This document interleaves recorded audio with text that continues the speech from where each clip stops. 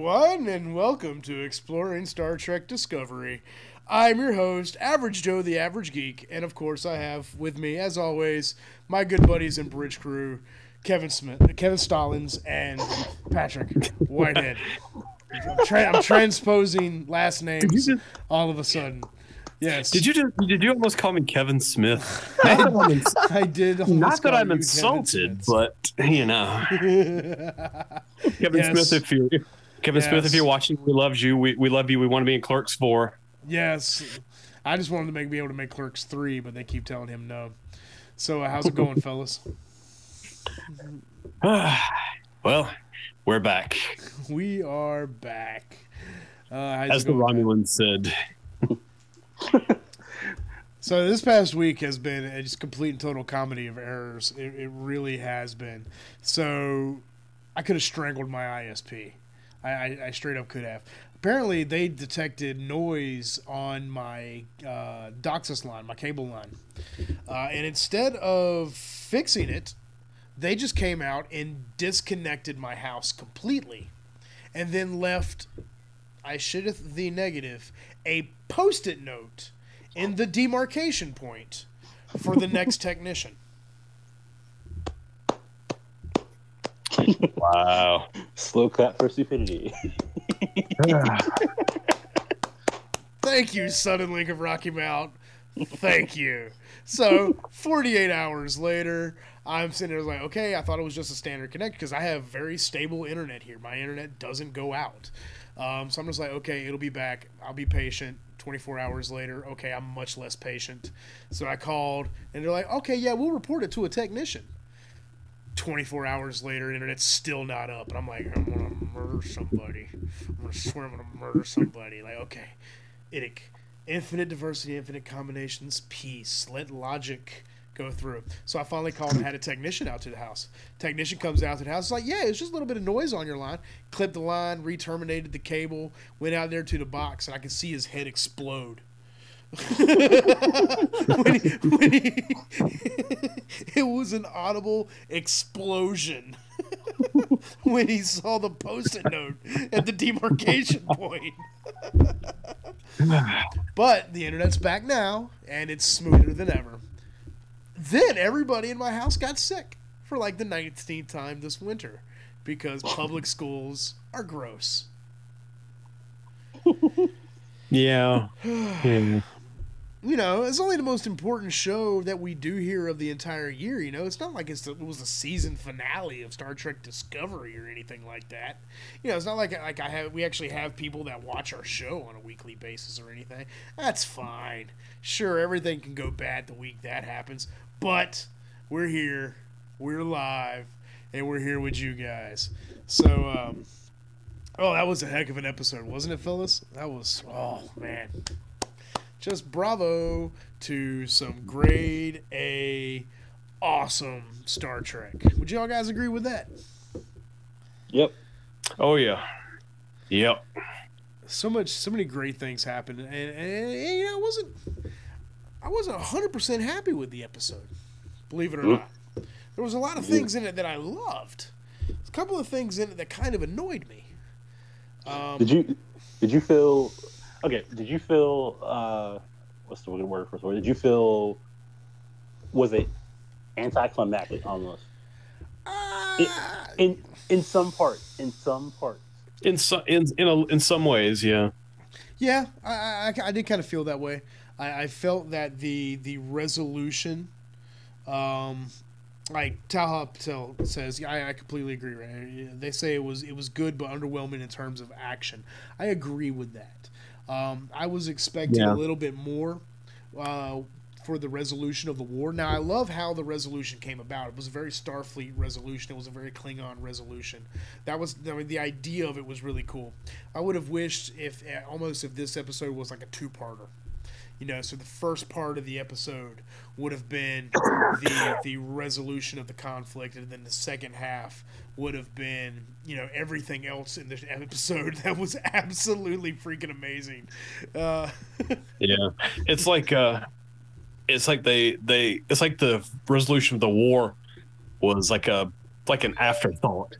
Yeah. To the emotional resolutions between between Burnham and Tyler and Laurel and there was a lot of really great character moments in it. So it wasn't a bad episode by any way, shape, or means. Was it a bad episode? But the resolution of the war was really quick. I feel like they wanted to get that out of the way so they could spend more time with the characters' feelings and the resolution of the characters, which isn't a bad thing. I just wish, even if it was like an extended episode, instead of the 45 minutes that we got, if it pushed to maybe a full hour or maybe an hour 15, we might have felt a little less rushed to me. But that's a very good point, Tala. Is the war even really over? No, probably not. Is the massive conflict between the Federation and the Klingons over? Yeah, but we do know that they continue to hate each other for a good long time yet. Of course, in 10 years' time, there are Klingons hanging out in human bars. So, who knows? Oh, yeah, it's absolutely a ticking bomb. Absolutely a ticking bomb, Talha. That being said, that was the only thing that really kind of annoyed me with this episode was how quickly the resolution to the war felt rushed. But that being said, everything else in this episode was perfection to me.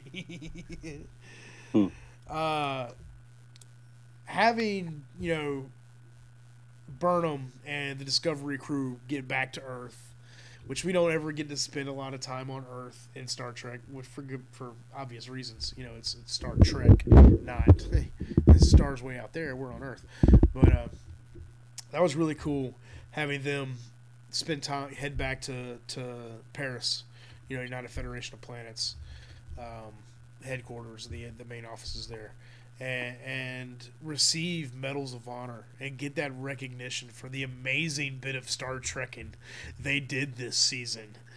That was really, really, really awesome stuff. What did you guys think of that? Did you during Burnham's speech? Did you have your hand over your heart, man, as she was retaining that speech? No, but I was doing a lot of this. I'm good. I'm fine. I'm fine. I'm not crying. You're crying. No, I got something in my eye. Yo, I'm good, man. I did like the medals that Admiral Cornwell wore there at the end, which were very similar. The triangle thingies. The triangle thingies, that were very similar to Kirk's medals. Yes, the triangle thingies.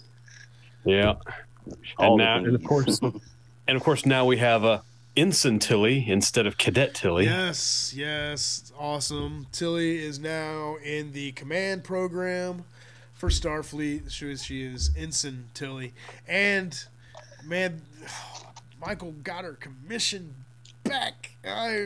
Yes, Commander Burnham. Yay! Yep. I was very happy with that. Yeah, not first officer of the Discovery, but she basically has Spock's position on the Enterprise. Right. She's like the chief science officer. She's not, Spock's the first officer of the Enterprise, but she's Discovery's chief science officer. So yeah, and kind of annoyed though that Saru wasn't declared captain of the Discovery though. That kind of he got punked, dude. He got punked. Tricksy hobbitses, like that really annoyed me. Which leaves open the question of who's going to be our captain next season. That is a good question. Who is going to be captain next season? And next question, why the hell is he on Vulcan? Well, Vulcan's a big world. There's a lot of things going on in Vulcan. It's one of the 4 core planets of the Federation. So it could be anybody. It'd be interesting if it's a Vulcan captain. That'd be interesting. It'd be funny as Lorca. Come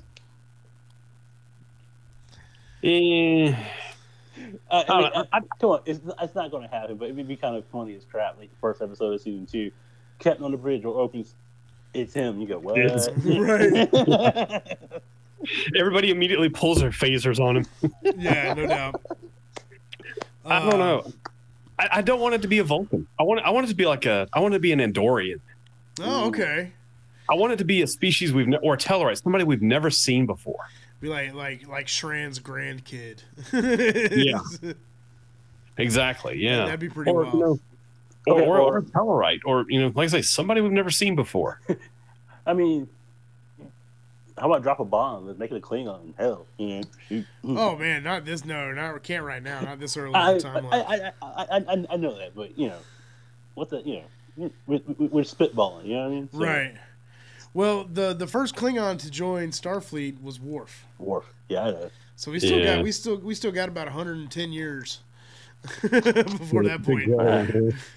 So about 110 years to go till there, but anything's possible.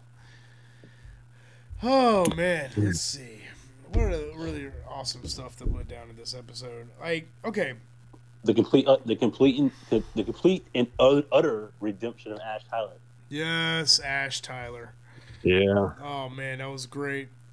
I kind of didn't really expect him to go off with L'Rell at the end of the episode. That was a twist for me.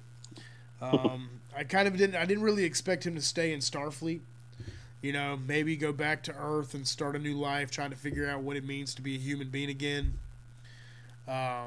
I was not expecting him to travel off with L'Rell. Although my predictions about L'Rell and Tyler being key to the cessation of the war were correct in one way or another, from a certain point of view. Everyone watch him pat himself on the back. Pat and Kevin here learned long ago when we did a show called The Windowless Van that I am an entertainment prophet. I see all of the vastness of television. Nothing escapes my eyes. I have peered into the heart of the TARDIS, and I see all of space and time. Tal Patel brings up a very interesting point. They go that I think, quote, I think there will be a crisis and Saru will come through and be named captain. I really hope so, because I really feel that Saru earned that seat. Don't you guys? Don't you want to see Saru as captain? He earned it. Yeah, heck yeah, he earned it. Yeah. When you consider where he was at the very beginning of the season, compared to where he was at the end. Yeah, major character growth. Hell yeah. No doubt. I mean, he learned how to. I mean, yeah, the Kelpians are a prey species. I mean, he was almost prey-like in the beginning. He was very meek, very timid in a way, and then all of a sudden, he did through the season. He basically learns how to, stand up for himself, and literally stand up to Cornwell. Yeah, absolutely. He grew up here, basically. Yeah. I think Saru is the breakout character of season 1. I really do. We had never seen a character like Saru before. It was nice getting kind of an alien perspective on stuff, because Star Trek is full of aliens and such like that, but it is a very human-centric show. It does describe the human condition and what does it mean for humanity to have moved beyond its current foibles as a society. And seeing Saru be a command officer on the bridge and have such character growth from the very beginning. I feel like the episode where Saru changed was when they were on that planet with the weird non-corporeal species. Oh yeah. And he had those missteps in that episode. I really feel that hello, it's a small world. Welcome to the show. So the episode, it's weird. The episode that we all considered was the throwaway episode of the season was the episode that Saru had his most character growth, because by him being on that planet, he learned to let go. Yeah. I think you might be right, and sometimes that happens with episodes. It's not until hindsight that you can go back and look at a season as a whole that you can look at an episode like that and go, okay, this was the point where Saru stopped being a victim. This is the point where Saru decided that he wasn't going to be prey anymore. And it's the scenes a couple of episodes back.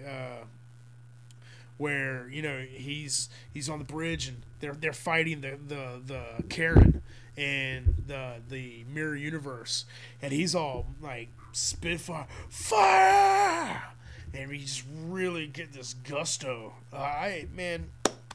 Bravo Saru and bravo Doug Jones being able to pull that off, man. Because Doug Jones he's a lot like Andy Serkis in a lot of ways. He plays characters. Andy Serkis is obviously a digital puppeteer, motion cap. Doug Jones does a lot of work. I mean, y'all probably know him as Abe Sapien in the Hellboy movies. Yep. He does a lot of work in character, so he's phenomenal. When they announced that Doug Jones was going to be playing an alien character, a part of the main bridge crew, I was like, yes, that is great. Yeah. And Saru might be my favorite character so far in Discovery. Saru is amazing. He did Pan's Labyrinth too, didn't he? He did do Pan's Labyrinth. I think he actually had he was the fawn. Primarily in that one, he was the hands with the eyes. With the eyes, yeah. He'd had a few roles in Pan's Labyrinth, but you put him in some makeup and he's fantastic. Mm-hmm. I can't wait to see where Saru goes next season and what kind of further growth we're going to see. Even if he doesn't get command of Discovery, which is a Goram tragedy if he doesn't. But I do expect him to get command of some ship soon. He absolutely deserves command of a vessel. I agree with you. I want him to be captain of the Discovery, and whomever is the captain of Discovery, we meet him in season 2. I kind of go, dude, you're just you're a paper captain, dude. The real dude's right next to you, Yeah. Hashtag not my captain.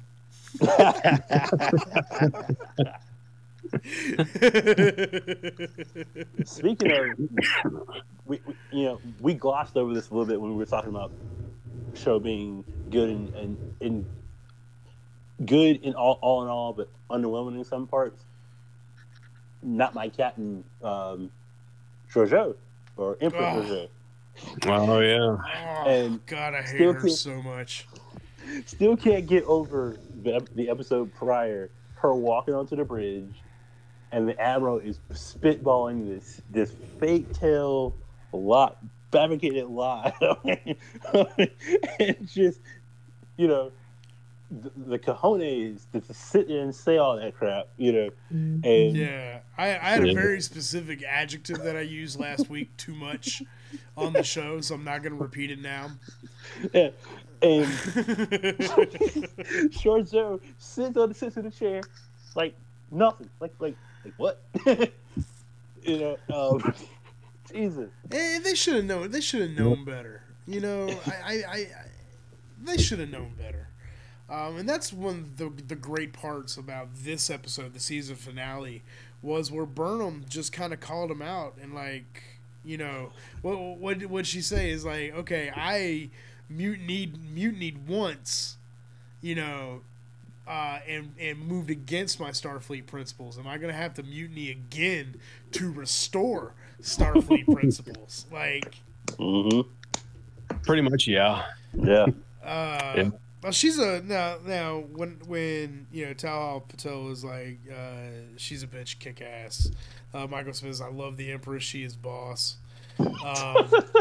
Is she bae? What? Now she's a great character. She's one of those great characters, and Michelle Yeoh's portrayal of her is perfect. But I hate her so much. I mean, much. They've set it up to where she could be a recurring villain. That's true. Yeah, that's true. Oh, she'll be back. She will absolutely be back, without a doubt. With the personal connection that she has with Michael Burnham, she will definitely be back. And Michelle Yeoh had one stipulation to playing Philippa Georgiou, is that they don't kill her off right off the bat. That she has a presence in the show. She doesn't want to be killed off. Well, and then, of course, at the end of the prologue, Philippa Georgiou was killed off. But it set up such a wonderful twist with Philippa Georgiou being the Empress, and now she gets to come back in just a completely different role than Prime Georgiou, with this real just kind of venom attached to her. That I can't wait to see what she'll go in season 2 and beyond. Right. Well, I love that scene in the cavern where she drops the bomb, arms it, and Michael was trying to stop her. Georgiou puts the phaser to her, and Michael walks up, grabs it. Like, okay, do it. And that scene, I'm sitting here jumping up, going, "Yeah, let's go! It's gonna be a fight! And Georgiou goes, "What does she do?" She just goes, she just pulls the gun away. And I was like, "What?" I love that. I love that. I love that moment of realization on Burnham's face when she finally when Georgiou finally says, I'm not your Philippa Georgiou.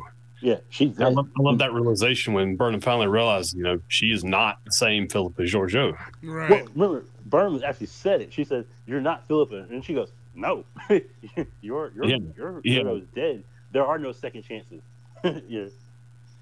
Yeah. Which is a real funny counterpoint, because one of the things that we've learned and one of the themes of season 1 of Discovery is that there are absolutely second chances.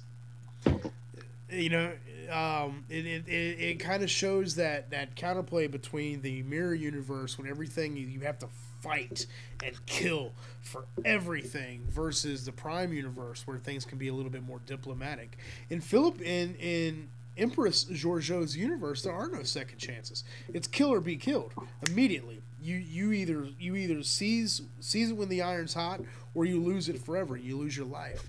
Yet we counterbalance that point to look at all the characters that received second chances throughout the first season of Discovery. The entire bridge crew of the Shenzhou gets a second chance. Saru gets his second chance after being healed by the aliens, his encounter with the non-corporeal beings. Michael Burnham gets her second chance after being the only mutineer in Starfleet history. She gets her commission back.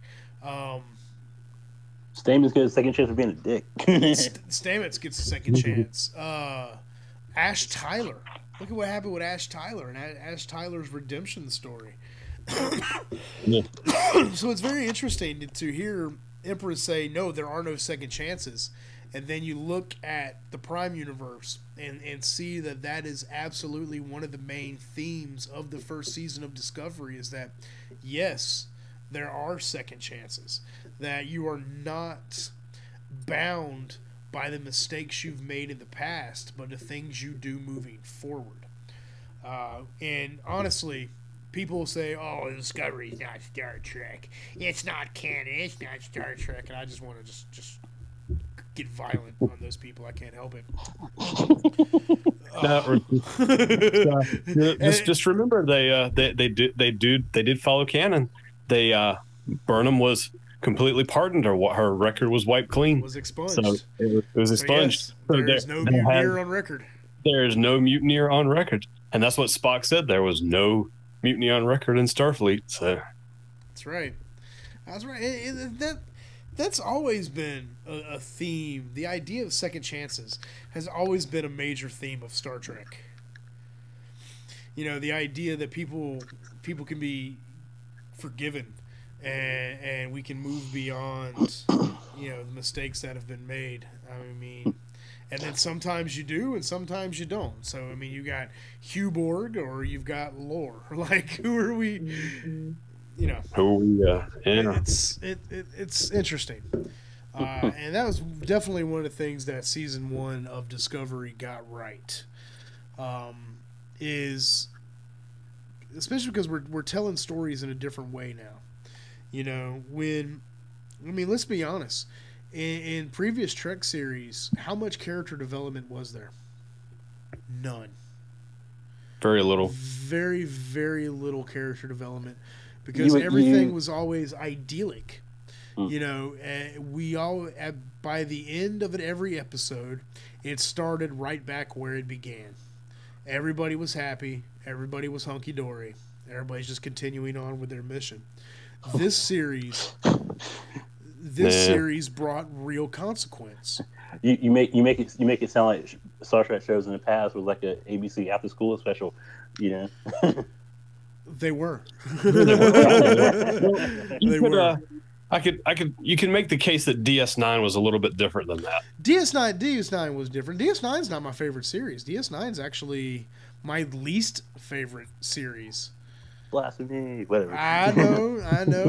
I can see viewers clicking off right now, like, oh my god, what's he talking about?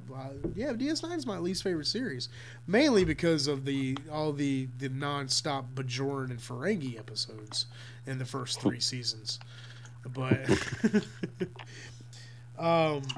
it wasn't really until about season 4 that DS9 developed a voice for me. Now season 4, up till its close with the escalation of the Dominion War and this larger story arc, it broke away from that standard Star Trek mold. But look at episodes of Voyager, for example. Many of the most challenging episodes of Voyager were completely reset at the end.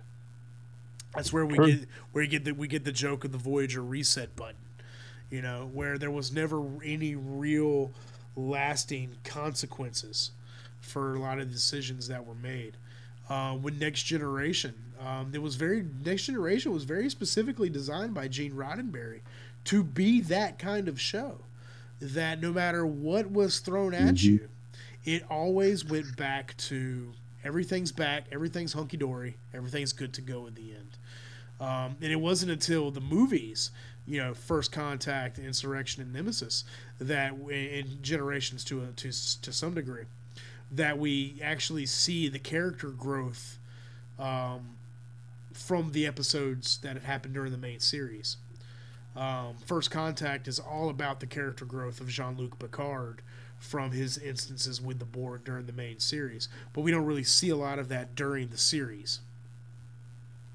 Well, yeah, you didn't see it in the series because, you know, all the stuff that happened to him being Locutus, being saved by Riker and the rest of the crew, and I think you got the episode where he got to go home, literally home, for him to quasi reconcile.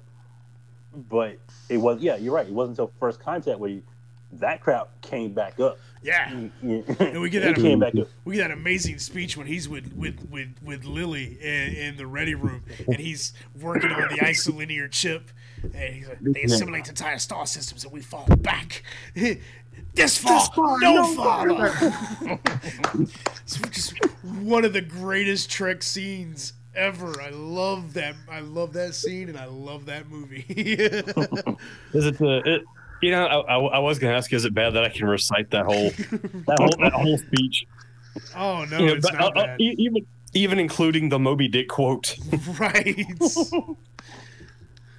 One of my dreams in life is to face a scenario where I can use that whole bit of dialogue. Right. But just in an everyday life scenario. Captain Ahab's got to get his will. Yeah, Joe's right. The Star Trek movies, you got to see decisions being made and consequences of said decisions. Yeah. I mean, especially in Generations, we got to see one of the greatest captains get. Yeah. I mean, like my family's a big Star Trek family, and when Kirk went, you know, bye bye, things happened in this house. Right. I mean, the patriarch of the family went nuts, And it's Right. Like, that's it. That's it. Screw Star Trek. Like what? Like it's over. And I think that's kind of what so many people. This show has been very divisive in the Trek community, especially if you pay attention to any of the Trek forums on Facebook. You know, if you go to the Star Trek page or you go to a page like All Trek, you know, you go to the Star Trek Discovery unofficial fan page, a lot of the places where we share this show at from week to week, and we get a lot of our audience from those specific pages. There is a very defined cut down the middle of fandom sometimes, and it can be a little disheartening, where you've got certain people that have hated every aspect of Discovery from the very first frame that they heard, and they're just adamant. It's like, no, this show sucks. Everything about it sucks. It's not canon. This. And then you've got other people like myself, who I'm in the other end, who love this show, and I think you guys are in that side too. We love this show. Now, just because we love this show, it doesn't mean we're above speaking about its missteps, as we did at the very beginning of this episode. But it's very interesting to see this divisive split in the audience, and I think a lot of that has to become from the difference in storytelling that we're getting right now. A lot of people say that the Orville, which is a wonderful show from Fox, I do a lot of Orville reviews and discussion videos on this very channel, is more Star Trek than Star Trek Discovery. And I don't necessarily agree with that. It is using a very similar, the Star Trek formula of there not being a lot of conflict amongst the crew, that it's the stories are self-contained. It's very Next Generation, very Voyager, very DS9, very Enterprise. It feels more like original series to me. Right. In a lot of ways. Yeah.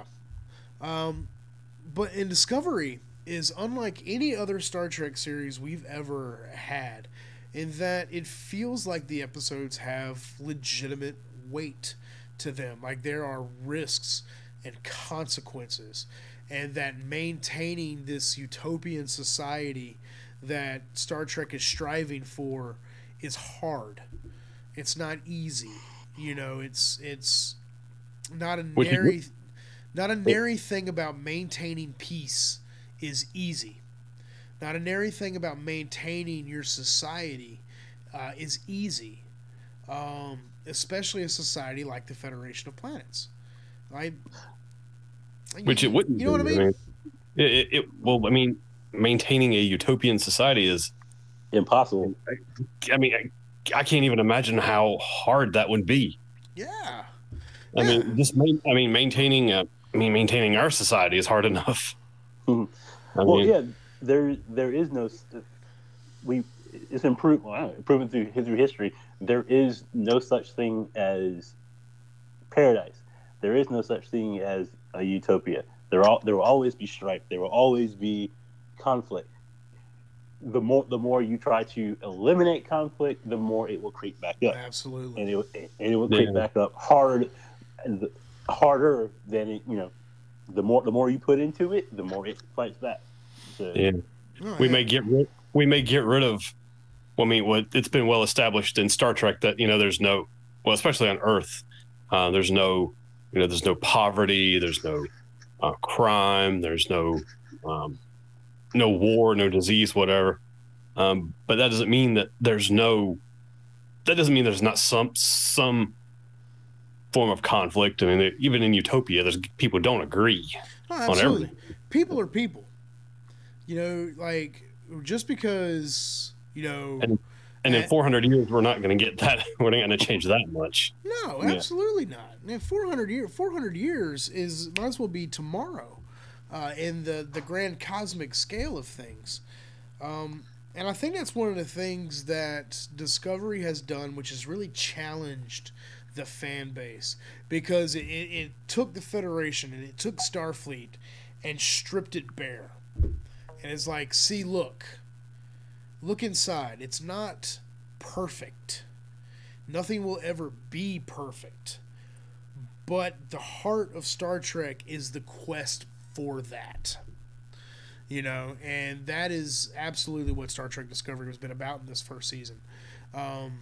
Losing the Federation at the risk of losing itself because of this massive war. This is the first massive war it's had since the foundation of the forming of the Federation. And the treaty that between Vulcan, Andor, Tellar, and Earth that created the Federation of Planets. It's been 100 years of relative peace, and now the Federation is being challenged. A very real existential threat to the Federation is occurring. And all I can hear is Pat breathing into his microphone right now. I'm trying to have a poignant thought here, Pat. It goes back to it. And we're seeing now the Federation coming to terms with a very real existential threat against its existence, and we had to see Starfleet ideals challenged. Like really legitimately challenged to know that they are legit and that they do have the strength to push forward through the test of time. And that was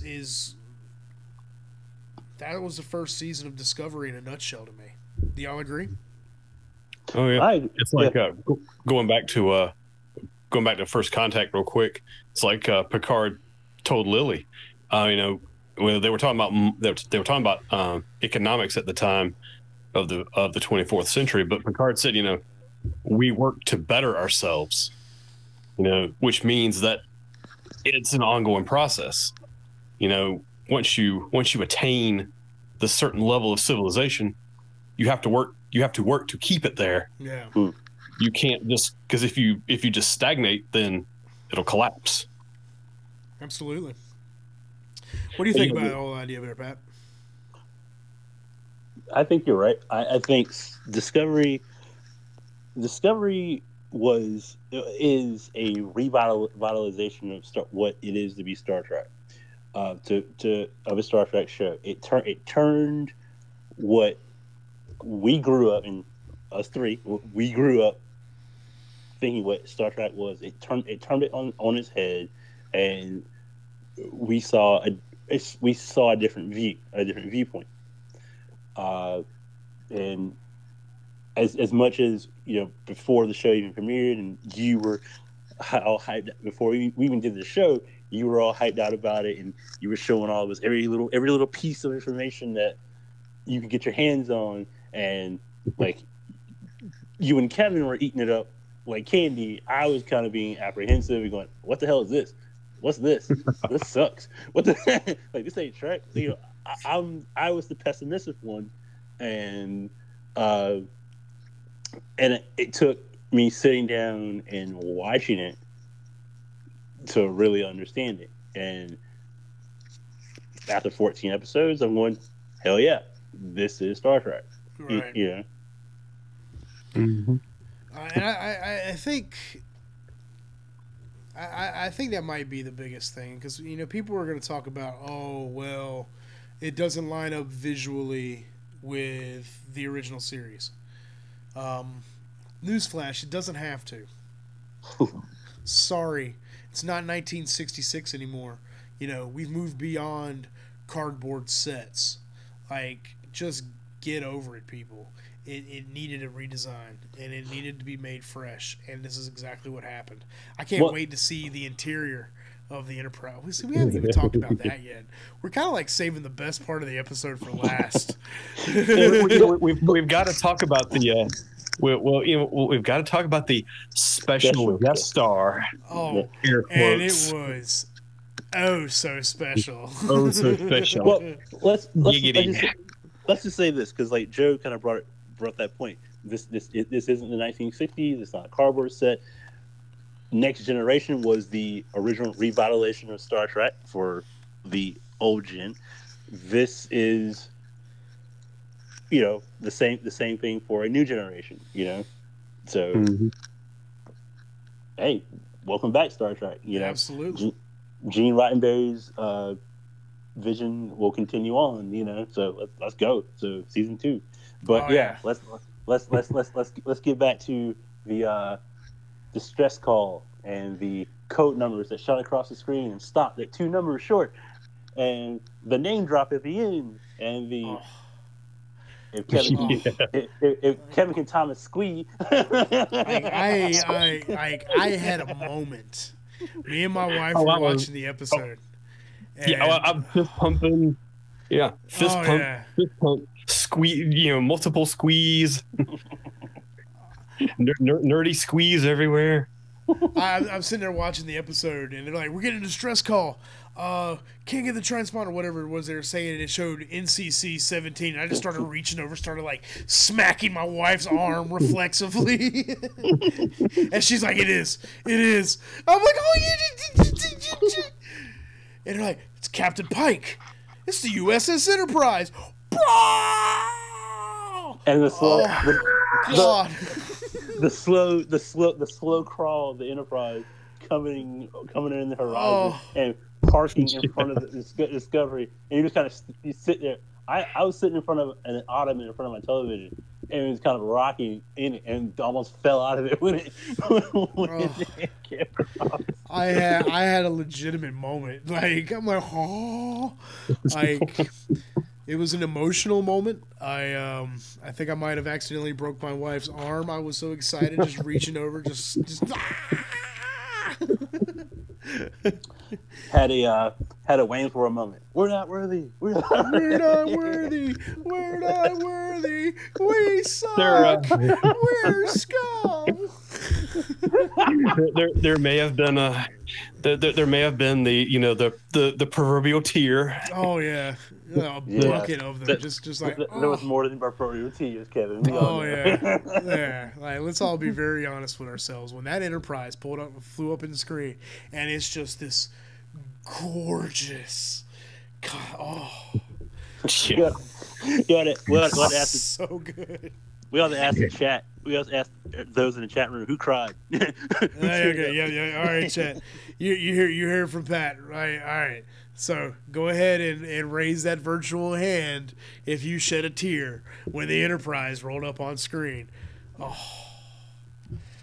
what was your emotion? What was your reaction? Or what? Yeah. But what was your emotional reaction when the Enterprise rolled up?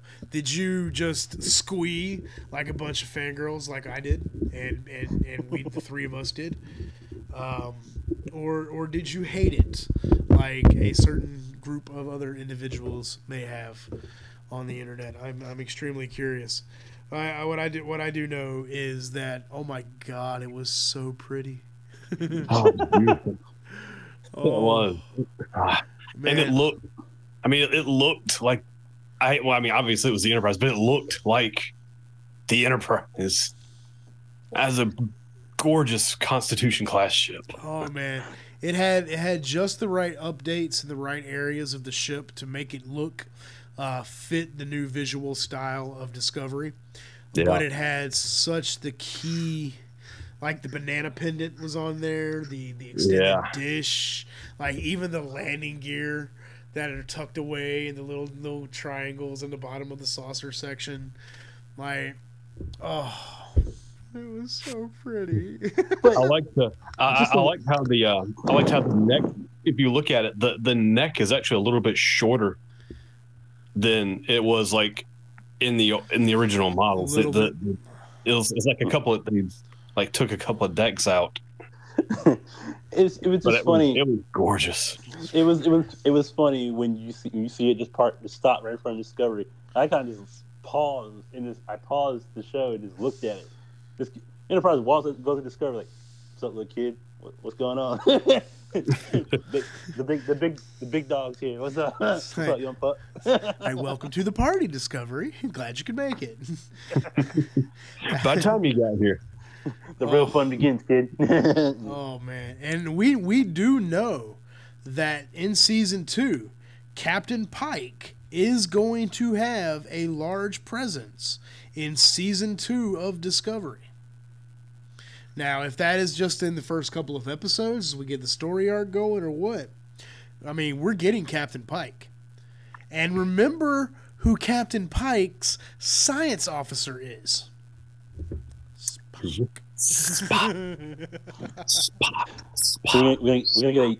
We're gonna oh God, you're gonna echo it. Spock. Oh, guys. We're gonna get a young Spock. Well, what kind of opportunity would be missed if we have Spock's father, his adopted sister, and he right there, and we don't get a scene together? Oh, come on, that's just bad writing. We need a scene together now. We have get to. something, yeah. We have to. And then, of course, you know what people are going to do. I can hear them whining already that it's never going to be good enough. No matter who they cast as Pike and who they cast as Spock, it's just never going to be good enough. And I don't need that kind of negativity in my life. True. I am so jazzed. Oh. And hey, remember, they're also going to have to recast Una, number 1, because Majel Barrett passed away 20 years ago now. Yeah. So, I don't know. Think about what? Wait. So think about this, because Hold on, I don't think Pat's caught up. Number 1 in The Cage, which was the pilot episode for Star Trek, Major Robert was Majel Barrett, Roddenberry. yeah, Holy the crap. first officer was female. Yeah, Commander Una was Majel Barrett, Roddenberry. Wow. Yeah, I think we just blew Pat's mind with a little bit of Trek trivia there. Yeah.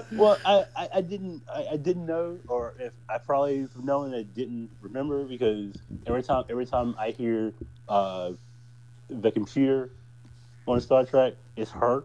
Mm-hmm. So Also, Loxana Troy. yeah. So it threw me off, you know. Especially if watching the credits of Discovery, I say, okay, I know her and their son run Star Trek. So where is she in the credits? And I didn't see her at all. Like, what? What's going on? She passed away in it's been a while. After shortly after Next Generation ended. She passed away. Oh, damn, so late dude. 90s, I believe. I could be wrong.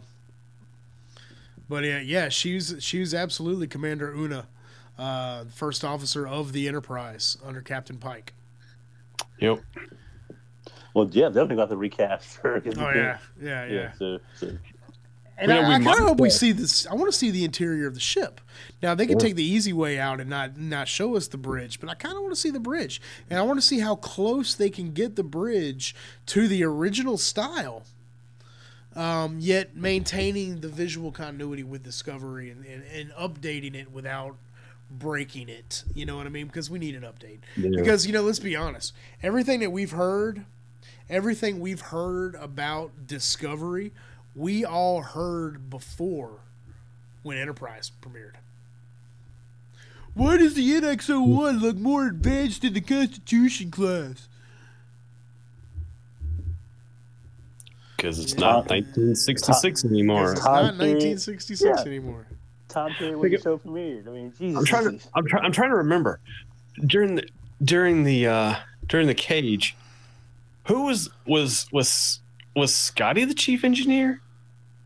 I don't think he was. But no. I don't think they ever said. I don't think they ever said who chief engineer was. The only character that carried over from the Cage was Spock. Everybody else was everything else was redone for the next pilot. That's messed up. Let's go shoot a pilot. Well, that's how TV shows are made, man. That's just the way it works. It's like, dude, we're keeping you. Okay, that's you got. Get the hell out. well, like the Cage never aired, so it is kind of argued about whether or not the Cage is canon. But portions of the Cage were canonized into Menagerie Parts 1 and 2. Because the Cage took place on Talos 4, and it was that whole mission to Talos that was talked about in the Menagerie. There was one of the, I can't remember if it was like it was one of the anniversary specials. They actually finally did show the full episode. Oh, okay. Of the Cage. And it's dated. I love Star Trek, but I mean, it's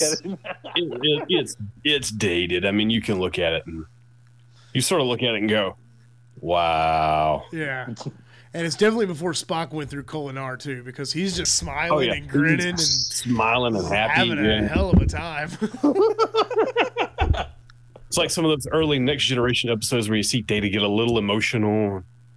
Yeah, and as far as we know, Discovery is treating the Cage as canon, because they keep saying Discovery takes place 2 years after the Cage. Mm-hmm. So that's a pretty specific time. This is a pretty specific time to say. So it's been 2 years since the Cage incident. So, speculation. You know, I feel like you need to go watch the Cage, man. Yeah, I'm gonna have to. It's on Netflix. It's on Netflix. It's on Netflix. It's on Netflix under the original series. It's there. Watch it. And then watch the Menagerie Part 1 and 2. Okay. It's a little bit of a Alchemist. Actually, watch that today. It's a little bit of a chore to get through, but is it good? I want to know if Fullmetal Alchemist is good. What do you think of it? Of course. Yeah. Okay. All right. I mean, it wasn't horrible. Okay. It wasn't horrible, but it was just kind of okay. What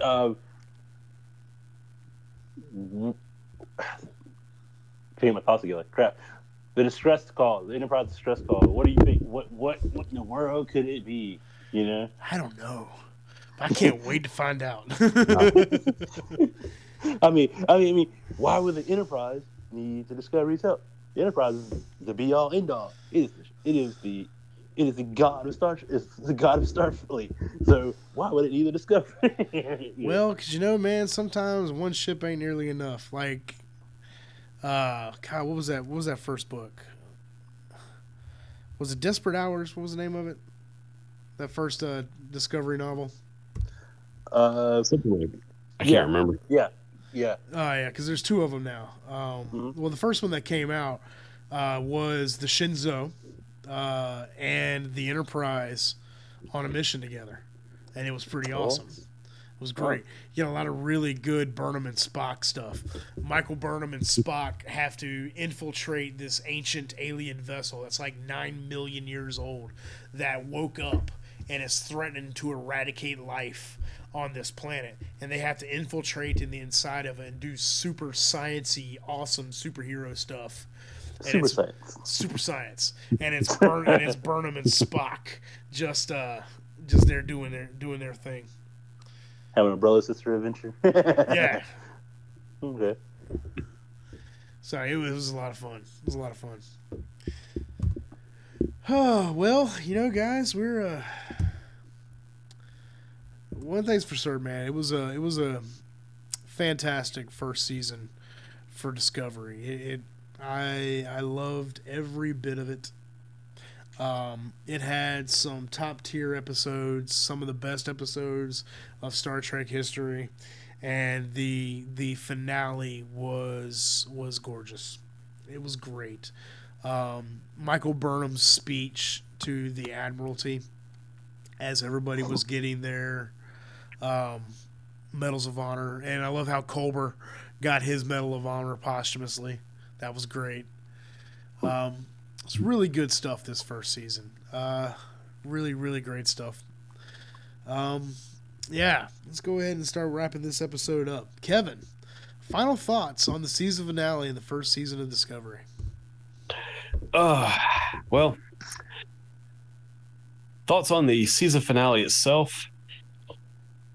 Uh, well, it's like I said, a little, in some ways, a little underwhelmed because of, you know, the fact that the ending of the war seemed like a back like the B story, like an afterthought, as opposed to the resolution of the whole Burnham, Tyler, Laurel, Giorgio kind of thing. But in terms of actual like a character development episode, great, awesome. We did get to see the Orions, so plus for that. And of course, And two dicked Cleons. Yeah. They Wasn't going to go there, but it's, I almost made it the entire episode tonight without mentioning the two dicked Klingons. But and we got to that's see canon. the Enterprise. And it's canon. It's canon. Yep. And we got to see the Enterprise, so that was awesome. Thoughts on the season as a whole? Broke Pat.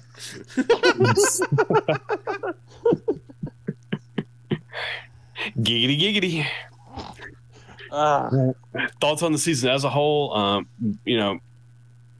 Awesome story. Just terrific. This, had a couple of, a couple of bumps along the way, but as a whole, it was better than I thought it was going to be. I would classify this as Star Trek for adults.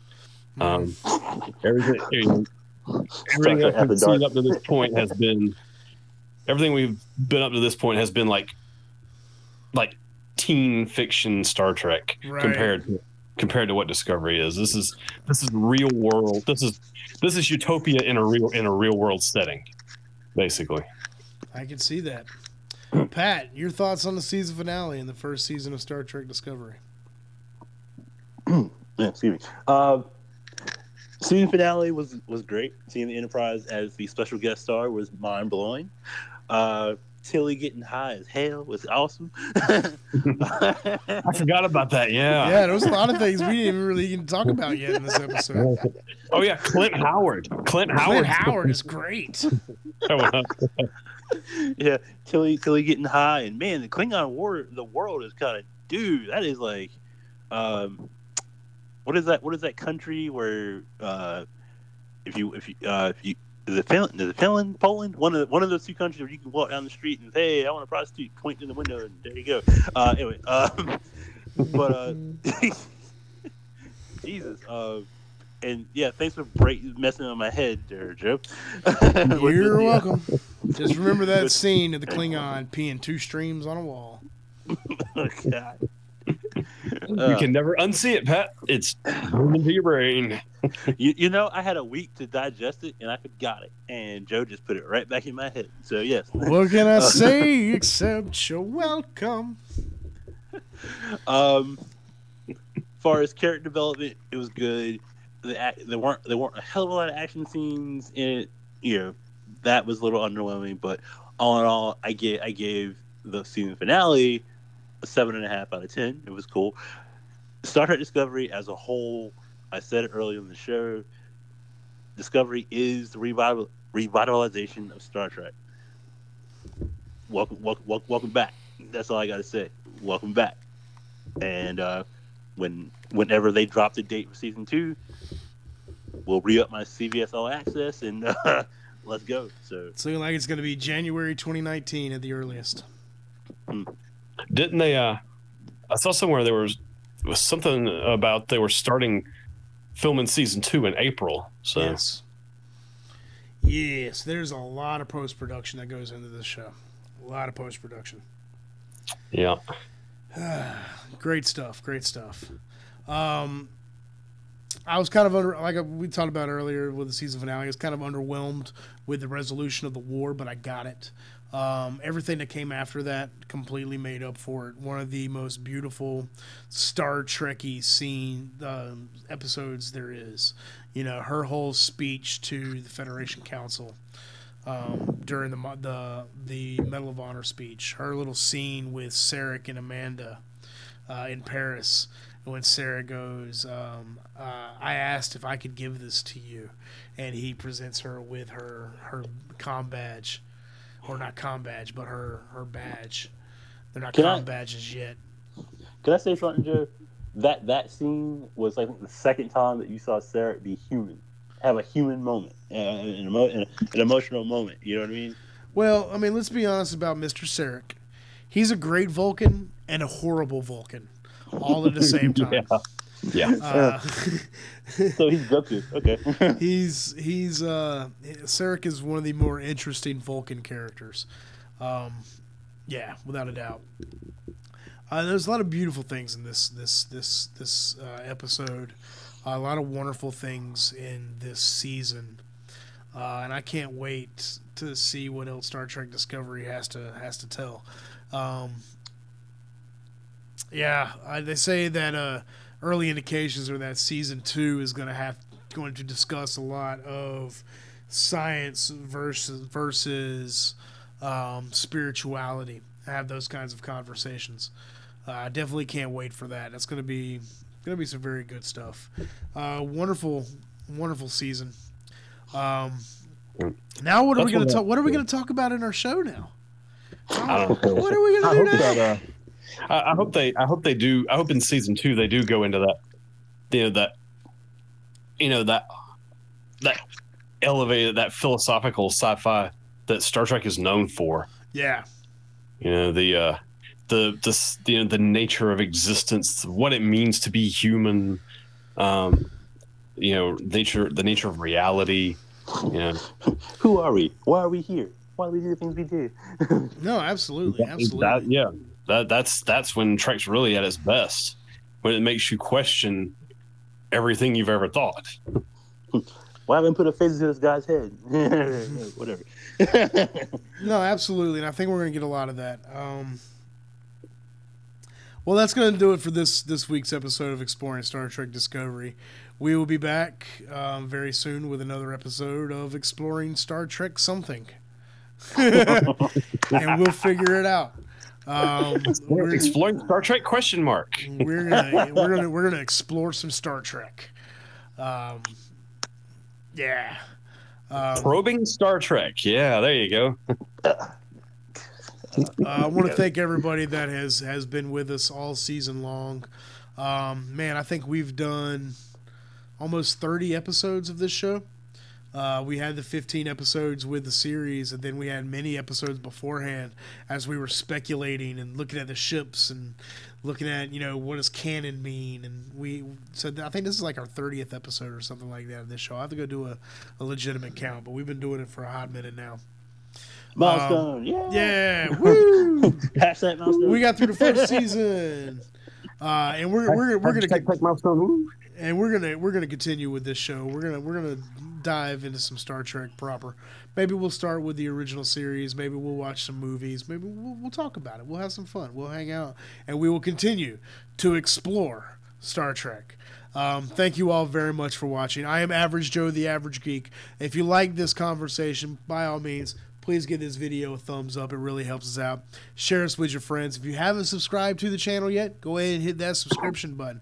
We are trying to make a push to 1,000 subscribers. The YouTube algorithm change, it sucks. My channel got demonetized until I break 1,000 subscribers, and then my monetization can come back. We're at 548 subscribers as of today. Let's see if we can't get that up to 1,000 as fast as possible. Thank you all very much for watching. I'm Average Joe, the Average Geek, speaking for my bridge crew here, Kevin Stallings and Pat Whitehead. And as always, live long and prosper. And Trekkie parts, yo. Hashtag Trekkie parts. Hashtag Trek Direction. Black Combat.